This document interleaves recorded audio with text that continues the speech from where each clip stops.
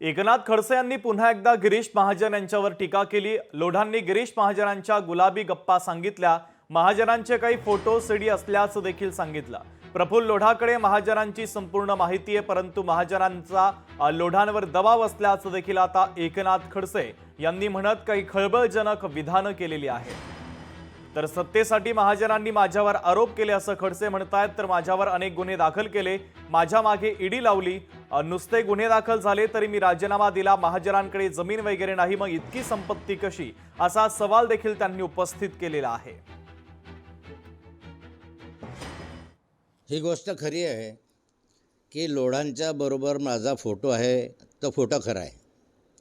लोढाने मला त्या ठिकाणी गाडीमध्ये प्रवास करत असताना रस्त्यामध्ये भेटून गुलाबाचं फूल दिलं आणि त्यांनी काही गुलाबी गप्पा गिरीश महाराजांच्या संदर्भामध्ये माझ्याकडे केल्या आणि माझ्याकडे काय काय आहे, सीडी आहे, माझ्याकडे असे फोटो आहे, रामेश्वरचे फोटो आहे, अशा स्वरूपाची चर्चा त्यांनी माझ्याकडे केली।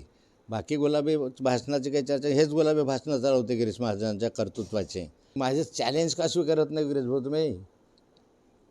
माझं चॅलेंज वारंवार मी करतो की माझ्या मुलाच्या संदर्भामध्ये एवढा गंभीर आरोप केल्यानंतर तुमचे पद असेल, किंमत असेल, ताकद असेल, सरकारमध्ये खरं असेल, नाही तर मी समजेल की तुमची सरकारमध्ये काही किंमत नाही, नुसता बडबड करतो। जा ना सीबीआयची इन्क्वायरी लाव ना। मुलाच्या मृत्यूच्या संदर्भामध्ये तुम्हाला संशय आहे, तुम्ही बोलता वारंवार, तर सीबीआयची इन्क्वायरी लावायला तुम्हाला कोणी अडवलं? पण तुमच्यामध्ये ते ताकद नेवायला माहीत आहे, कारण वर्क तुमची किंमत नाही आहे। ज्यावेळेस भारतीय जनता पार्टीवर 40 वर्ष मी हमाली केली, मेहनत केली, नाथाभाऊला खाली खेचणं आणि मग आपलं नेतृत्व प्रस्तावित करण्यासाठी हा सगळा षडयंत्राचा भाग गिरीश महाजनने केला। यामुळे मला त्या ठिकाणी खोट्या गुन्ह्यामध्ये अडकवणं, आजही माझ्यावर गुन्हा नाहीच आहे।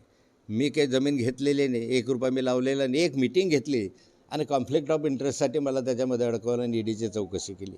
आता या संदर्भात आज रोज पाहतो तर आमदारांवर बलात्काराचे गुन्हे होतात, मारामाऱ्याचे खटले होतात, मंत्र्यांवर काही खटले होतात, नैतिकता राहिलीच नाही। मला नैतिकच्या पुढे राजीनामा द्यावा लागला, कारण गिरीश महाजनला या विभागाचं नेतृत्व हवं होतं, मंत्रिपद होतं।